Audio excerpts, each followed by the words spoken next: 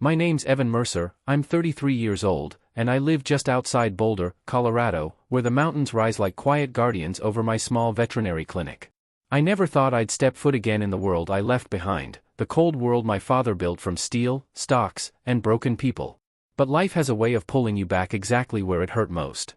That night, at my father's 70th birthday celebration, I stood in the corner of the grand ballroom, feeling more like a trespasser than a son. Crystal chandeliers shimmered over 200 guests, their laughter bouncing off marble floors.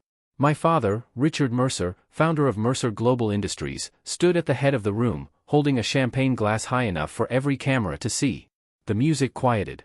His presence alone demanded silence. And then, with that same polished cruelty I'd known my whole life, he began.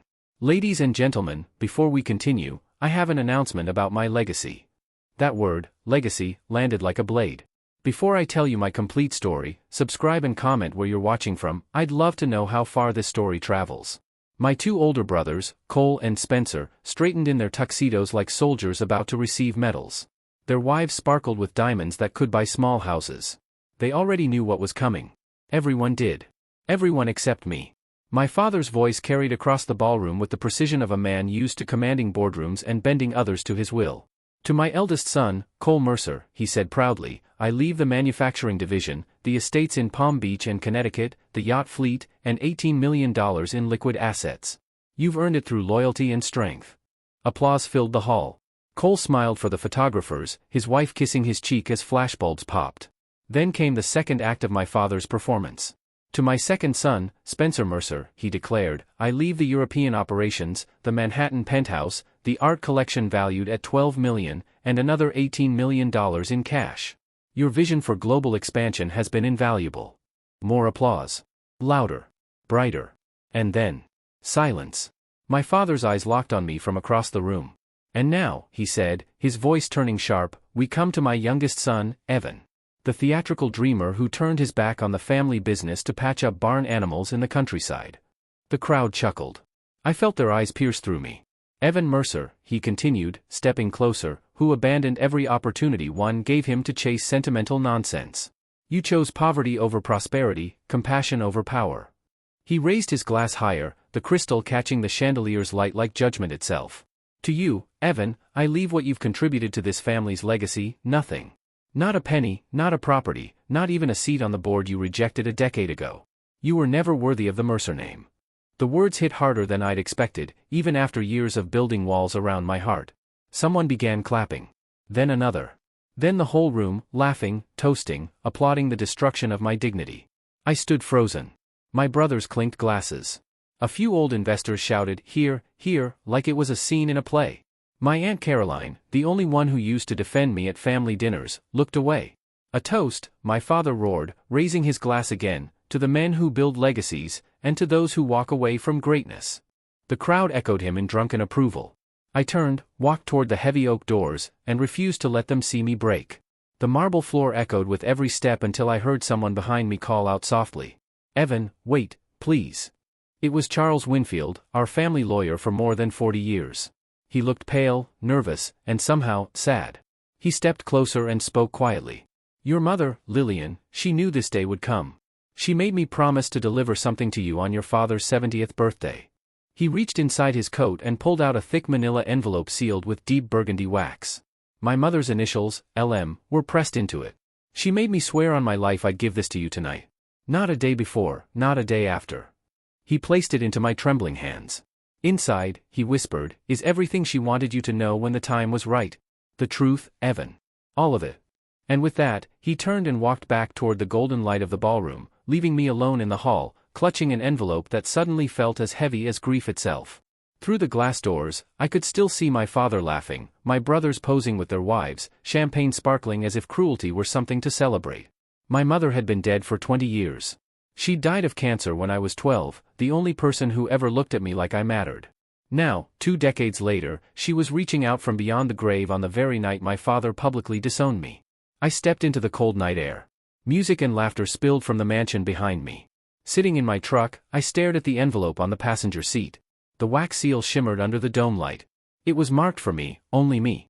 I ran my thumb over my mother's initials, and in that moment, I didn't care about the money or the humiliation anymore. Whatever truth she'd left behind, I knew one thing for certain. It was going to change everything. 3 weeks before that night, the night my father publicly erased me from his empire, I was standing in the middle of a muddy field outside Boulder, performing emergency surgery on a golden retriever that had been hit by a delivery truck. The dog's name was Milo, and his owner, a young mother named Janet, sat in the barn doorway with her 2 kids, crying quietly because she couldn't afford the full bill. I told her we'd work something out. $20 a month if you can manage it, I said. He's family. We'll save him. That was my life. Simple. Honest. Built with my own 2 hands. I'd opened Mercer Veterinary and Rehabilitation Center 6 years earlier with a $70,000 trust fund my mother had set aside before she died. It wasn't much, but it was enough for a down payment on 5 acres of land and a half-built barn.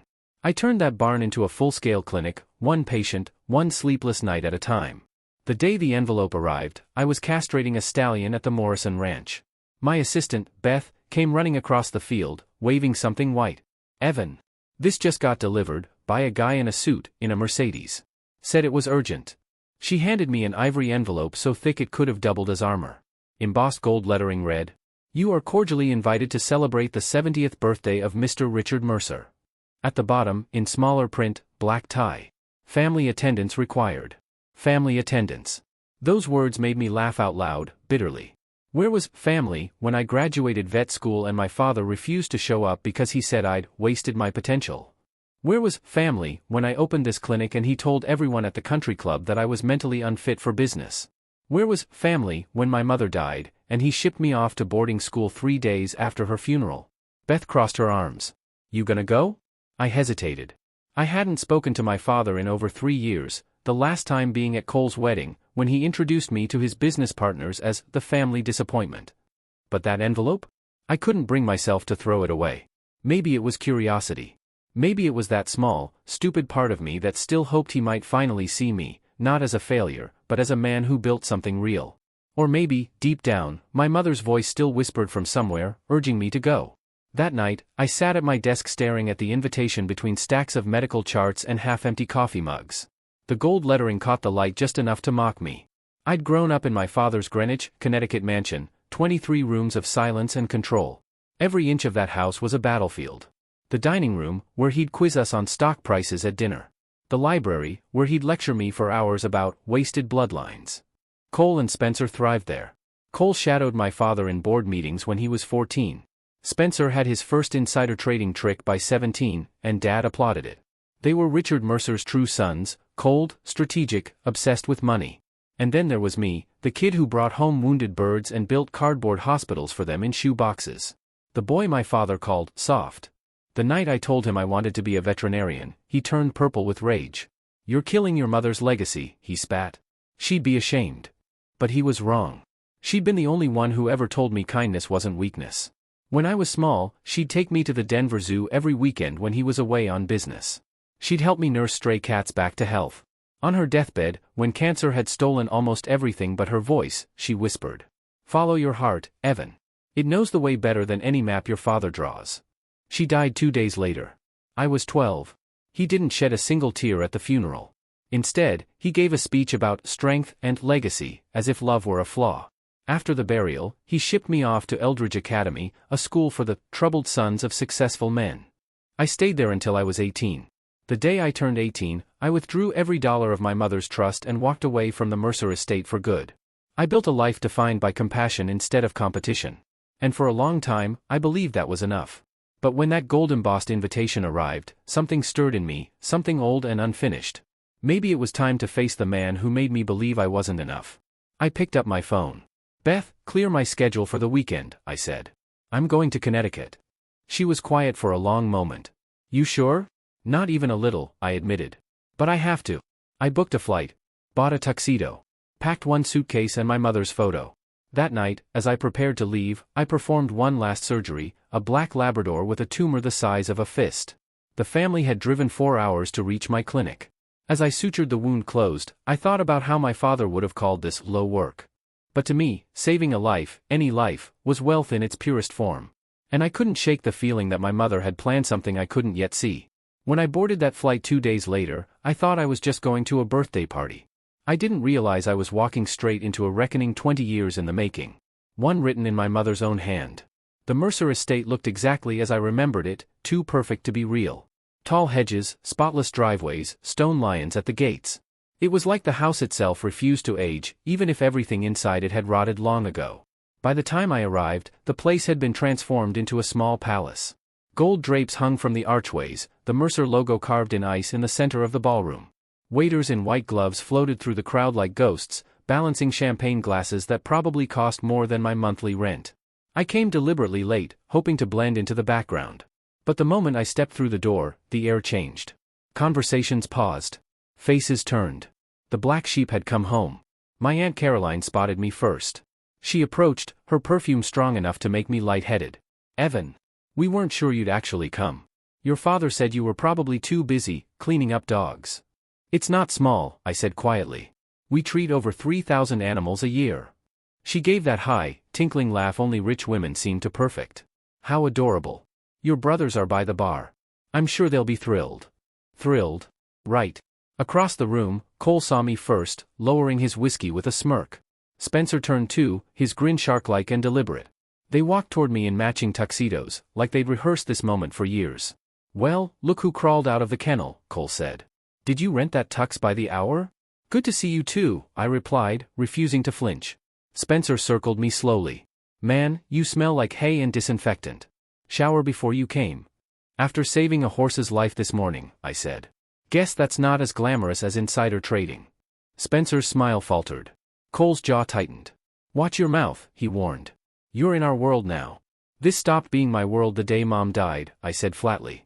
Cole stepped closer, anger flashing behind his eyes. "Don't you dare bring her into this. You abandoned this family. You spit on everything she and Dad built." "She didn't build this," I said. "She endured it." The air between us turned to glass. Then, darkness. The lights dimmed. A spotlight snapped onto the grand staircase. My father appeared at the top, regal in his tuxedo, every hair in place. He didn't walk down the stairs, he descended them, each step practiced, deliberate. The crowd erupted in applause, the king entering his throne room. He shook hands, kissed cheeks, accepted compliments he didn't deserve. But when his eyes found me, the applause seemed to fade into static. "Evan," he said finally, his voice slicing through the noise. "I see you managed to wear something appropriate for once." "Hello, Dad," I said, my tone level.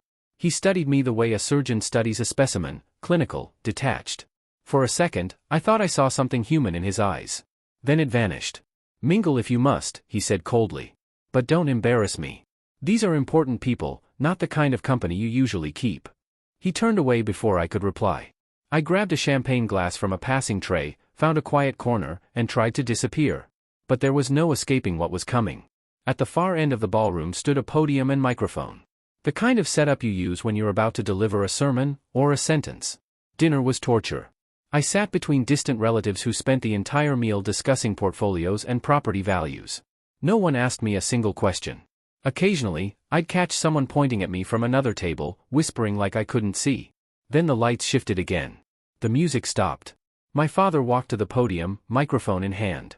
"Friends, family, partners," he began, his voice booming with authority. "Tonight marks more than my 70th birthday. It marks the next chapter of Mercer Global Industries."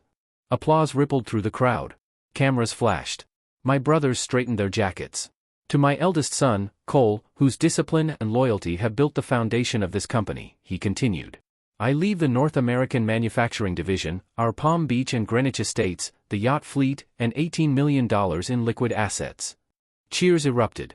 Cole stepped forward, smiling like a man being knighted. "To Spencer," my father went on, "whose vision for global expansion has taken Mercer Industries beyond borders, I leave the international operations, the Manhattan penthouse, the art collection valued at $12 million, and another $18 million in cash." The applause was deafening. Then, silence. I felt it before he said my name. That slow turn of the crowd toward me. That familiar tightening in my chest. "And now," my father said, "we come to my youngest son, Evan." His tone shifted, cooler, sharper. Evan Mercer, who was given every opportunity, every advantage, and threw them all away to become a veterinarian. A few chuckles drifted through the room. While his brothers built legacies, Evan chose barns over boardrooms, animals over ambition. He smiled like this was all a great joke. To him, I leave exactly what he has contributed to this family's name, nothing. Not $1, not a single share, not even a seat on the board he so proudly rejected. The room froze. Then, one person clapped. Then another.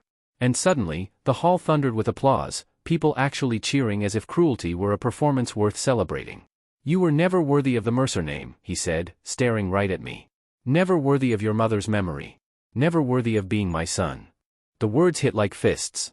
The laughter, the applause, it blurred into white noise. My face burned. My throat closed. But I stood tall.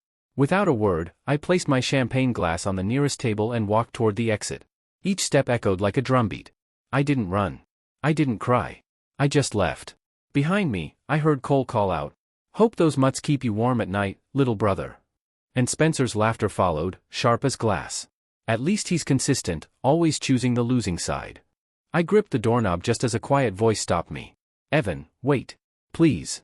Charles Winfield, our old lawyer, stood behind me, face pale under the golden light. "Your mother knew this night would come," he said, his voice trembling. "She prepared for it 20 years ago." From his coat, he pulled a manila envelope sealed with burgundy wax. My mother's initials, LM, pressed deep into it.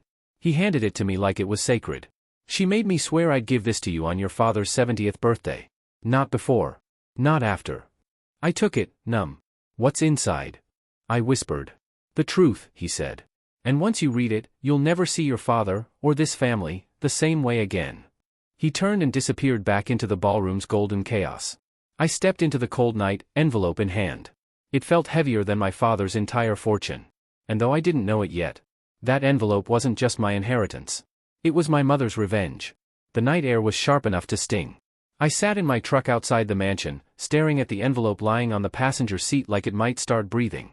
The burgundy wax seal bore my mother's initials, LM, the only softness left from a woman who'd once been my entire world.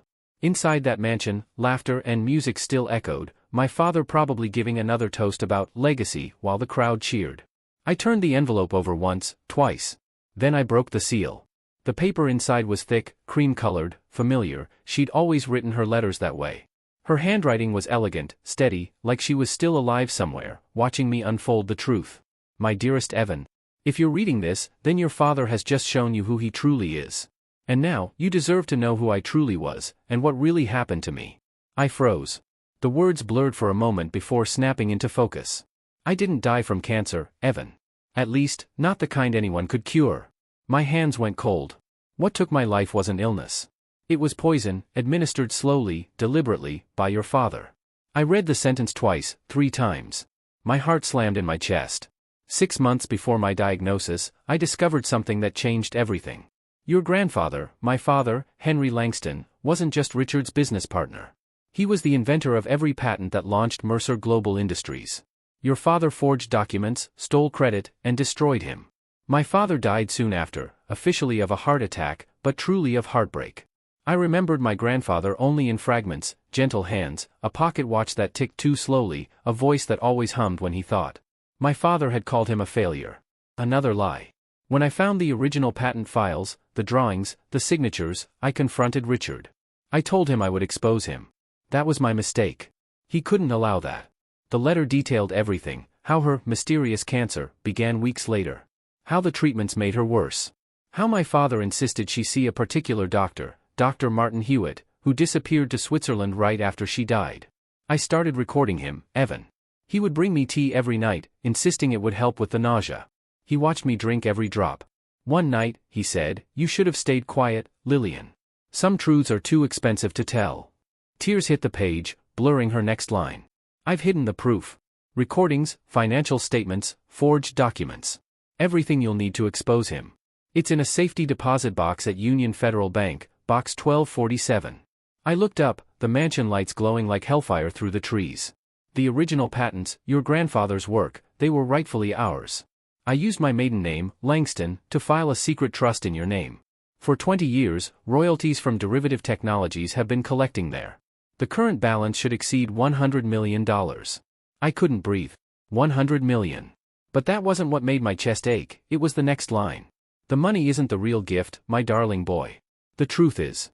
The truth about your father, about me, and about why you were the only one I trusted with this. Her words hit like a whisper straight into my bones. You always had what your father lacked, empathy. Integrity. The courage to do what's right when no one's watching. That's why I chose you. Because you wouldn't use this to become him. My hands trembled as I turned to the last page. Contact Charles Winfield immediately. He has the key. Inside the box, you'll find my final video testimony and the recordings of Richard discussing the acceleration protocol with Dr. Hewitt. That's the proof, Evan. That's how he ended me. Use it only when you're ready. You can take the money and live quietly, or you can bring him to justice.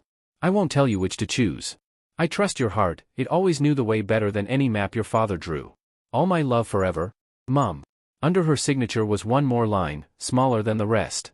P.S. Play the recording from February 15, 2004 first. You'll understand everything. I set the letter down, staring through the windshield at the mansion that had destroyed everything good in our family. He'd poisoned her. He'd built his empire on stolen genius. And he'd called me unworthy. I called Charles immediately. He answered on the first ring, as if he'd been waiting for this moment all his life. You read it, he said. Every word, I whispered. Tell me it's not true. It's all true, he said softly. Your mother made me executor of her shadow estate. I've been keeping her secret for 20 years. You knew? I asked, my voice breaking. I suspected, he admitted. But I couldn't prove it until I had the recordings. By then, she made me swear to wait until your father's 70th birthday. She said if we moved too soon, he'd destroy you boys too. She died protecting us, I said quietly. Yes, he replied. And now she's given you the power to finish what she started. I sat in silence, the phone pressed against my ear, the letter spread across the passenger seat like a confession from beyond the grave. What do I do? We go to Union Federal Bank on Monday morning, Charles said. You'll have to decide then, Evan. Because once you open that box, there's no turning back. I looked toward the mansion one last time. Through the tall windows, I could still see my father laughing, holding court like a king whose throne would never crumble. He had no idea his kingdom was already cracking beneath him. I hung up, started my truck, and drove away into the dark. Behind me, the mansion faded into the night. Ahead of me waited the truth, and the reckoning my mother had planned 20 years ago. Monday morning, I'd open that box. And Richard Mercer's empire would never be the same again. Monday morning came gray and wet, the kind of weather that made everything feel heavier. I met Charles Winfield at Union Federal Bank at exactly 9 a.m. He was waiting in the marble lobby, holding a briefcase and looking like a man about to deliver a final sermon. You ready for this? He asked quietly. I don't know, I admitted. But I can't turn back now. We followed the bank manager down to the vault. Her heels clicked across the floor, each sound echoing like a countdown. Box 1247 was bigger than I expected, 2 keys required. Charles inserted one, I turned the other. Inside was order. Not chaos. My mother had labeled everything, folders, USB drives, recordings, even handwritten notes explaining what each document meant. Every detail, every date, every proof of betrayal had been catalogued with her calm, methodical grace. I found the first folder marked, Patents, Original versus Forged. Inside were my grandfather's sketches, his signature, his designs, his ideas that had birthed the empire my father built his name on. Paper-clipped beside them were duplicates, my father's forgeries. His handwriting was crude, the signatures mismatched, the theft undeniable. Charles pulled out another envelope, bank transfers showing payments to a man named Marcus Webb, the forger. $30,000, dated days before the patents were filed under Richard Mercer's name. Then came the USB drive. A label written in my mother's elegant cursive. Recordings, start with February 15, 2004. Charles plugged it into his laptop, his hand trembling slightly as he hit play. My father's voice filled the small vault room, steady, cold, unbothered. The dosage isn't working fast enough, Martin. She's still strong enough to talk. Increase the thallium. Not enough to raise suspicion, but enough to speed things along. A nervous voice answered, Dr. Martin Hewitt. Richard, this is already beyond what we agreed. If anyone looks closely. They won't, my father snapped. She has cancer. People with cancer die. Just make it happen before the merger next month. I felt my stomach twist. My hands shook so badly Charles had to pause the recording. When I stepped outside to breathe, the sky opened up, cold rain washing over me like the universe trying to cleanse something it couldn't fix. When I went back in, Charles handed me another folder. Inside were video stills, my mother, frail but fierce, sitting in her hospital bed. A camera on a tripod recorded her final words. Her voice filled the room. Weak but unwavering. If you're seeing this, it means Richard's still walking free. But the truth won't stay buried forever. I've built a trail he can't erase. And my son, my Evan, will know what to do. My throat closed. Even dying, she'd been planning justice. Charles called the contact my mother had left, Agent Diana Morse, a federal investigator who'd once tried to expose my father years ago. She answered on the first ring. 2 hours later, we were in a federal office downtown, playing every recording, showing every document. Agent Morse sat still, her pen motionless, her jaw tight. "This is it," she said finally. "This is the evidence we've been missing. Murder, fraud, theft, conspiracy, he's finished." I nodded slowly. "Then let's finish him right." "How?" she asked. "Publicly," I said. "He's hosting a press event Friday to transfer the company to my brothers. Every investor, reporter, and board member will be there." Agent Morse smiled faintly. "You want the whole world to watch him fall." Exactly. Friday came like thunder. The Mercer Global headquarters in New York had been turned into a media circus. Cameras flashed, news outlets broadcasted live coverage of the historic transition of power. Cole and Spencer stood proudly on stage beside my father. He was radiant, confident, his hand resting on the documents that would transfer his empire. I entered the hall with Agent Morse, Charles, and 6 federal officers. The security guards froze when they saw the badges. The moment I stepped into the light, the crowd went silent. My father looked up, confused, then irritated. "What are you doing here?" he barked. I didn't answer him. I walked to the stage, climbed the stairs, and faced him under the bright lights. "Before you sign those papers," I said, my voice steady, "there's something everyone here deserves to hear." Laughter rippled through the audience. My father forced a smile. "This is pathetic, Evan. You really can't help embarrassing yourself, can you?" "Not this time," I said. I connected my phone to the auditorium sound system and hit play. My father's voice filled the hall. "Increase the thallium. People with cancer die. Just make it happen faster." The sound froze the air. Hundreds of people stared, mouths open. Cameras zoomed in. My brothers went pale. "That's fake," my father shouted. "Fabricated." "No," I said. "It's your voice. And that's not all." Agent Morse stepped forward, flashing her badge. "Richard Mercer, you're under arrest for murder, fraud, and corporate theft." The hall erupted. Reporters screamed questions. Flashbulbs exploded. My father stumbled back as 2 agents cuffed him. "You destroyed everything," he hissed at me. "No, Dad," I said calmly. "You did that when you killed her." Cole tried to grab my arm. "You've ruined us," he shouted. "It was never yours to begin with," I replied. As the agents led Richard Mercer off stage, the crowd parted.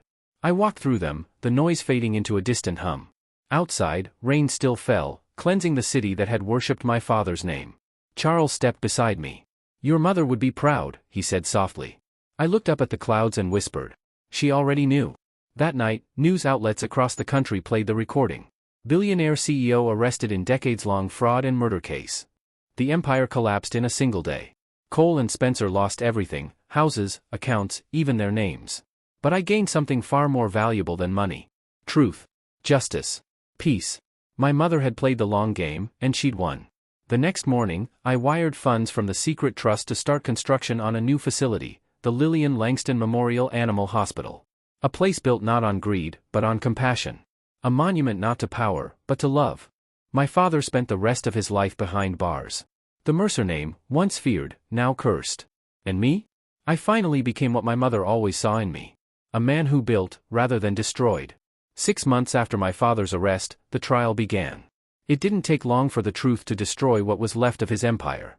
Every headline in America carried his name, Richard Mercer convicted of fraud and murder. The man who once demanded respect now sat handcuffed in a courtroom, listening to the recordings that sealed his fate. I attended every session. Sat in the front row where he couldn't avoid seeing me. He never looked at me once, not even when the verdict was read. Guilty. Life without parole. The empire he'd built on greed and blood crumbled overnight. Stockholders fled, the board disbanded, assets seized by federal authorities. Mercer Global Industries was finished. My brothers sat on the opposite side of the courtroom. Cole's face was pale, hollow, no designer suit could hide the guilt. Spencer looked like a man who'd been hollowed out from the inside. 3 weeks after the sentencing, Cole showed up at my clinic in Boulder. He stood in the parking lot like a ghost, hands shoved into his jacket pockets, eyes sunken. "I need a job," he said. "Here?" I asked, surprised. "Anywhere. I'll clean kennels. I'll answer phones. Just, let me do something that matters." I studied him for a moment, this man who'd laughed while my father humiliated me in front of hundreds. But there was no arrogance left in his voice. Only something new. Something close to humility. Why here, Cole? Because you built something real, he said quietly. And everything I had was built on a lie. So I hired him. At first, he was terrible. Impatient with clients, too proud to mop the floors.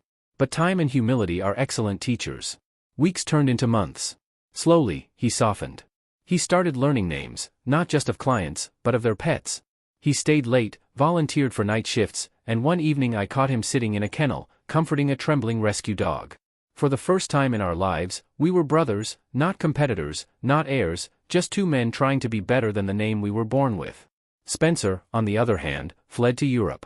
He tried trading on the Mercer name until he realized it carried only shame. Last I heard, he was teaching English in Prague, living in a one-bedroom apartment and sending most of his paycheck to animal charities. He sent me one letter. Just 2 lines. You were right. I'm sorry. I never replied. But I kept the letter. The Lillian Langston Memorial Animal Hospital opened 1 year later. It was the largest veterinary trauma center in the western United States, glass walls, surgical suites that rivaled human hospitals, and a team of doctors who believed compassion wasn't weakness. We saved animals that other clinics gave up on. We treated police dogs, rescue animals, strays, anyone who needed help, regardless of the owner's ability to pay. The funds came from the trust my mother had built. By the time the legal dust settled, it had grown to nearly $150 million. I used a third to build the hospital, another third to create the Langston Foundation, which covered free veterinary care for low-income families. The rest I kept invested, not for luxury, but to sustain what she started. When the hospital opened, Charles Winfield stood beside me, his eyes wet as he watched students tour the facility. She'd be proud, he said softly. You didn't just expose him, you fulfilled her plan. I nodded, staring at the bronze plaque mounted by the entrance. It read, "Integrity is doing the right thing when no one is watching." Lillian Langston Mercer, 1957 to 2004. She raised me to believe that, I said quietly. She knew I'd choose truth over comfort. Charles smiled. How could she have known that? I looked at the plaque again. Because she raised me. A year later, I got a letter from Richard Mercer.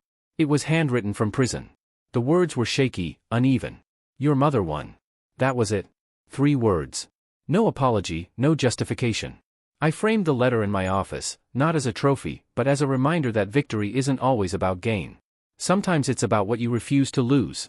That morning, the one I'm telling you this story from, I'd just finished surgery on a police dog named Ranger, shot in the line of duty. The officer, a tough-looking guy named Rodriguez, cried when I told him Ranger would recover. He tried to pay, but I pointed to the sign in our lobby. Service animals are always treated free. He hugged me and whispered, "Thank you, Doc. You saved my partner." In that moment, I thought of my father's birthday party, of the room full of people who'd clapped as he called me worthless. None of them would ever understand why this single act of kindness, was worth more than any inheritance he could have left me. But my mother would have. Today, the hospital runs 24 hours a day, saving more than 10,000 animals a year.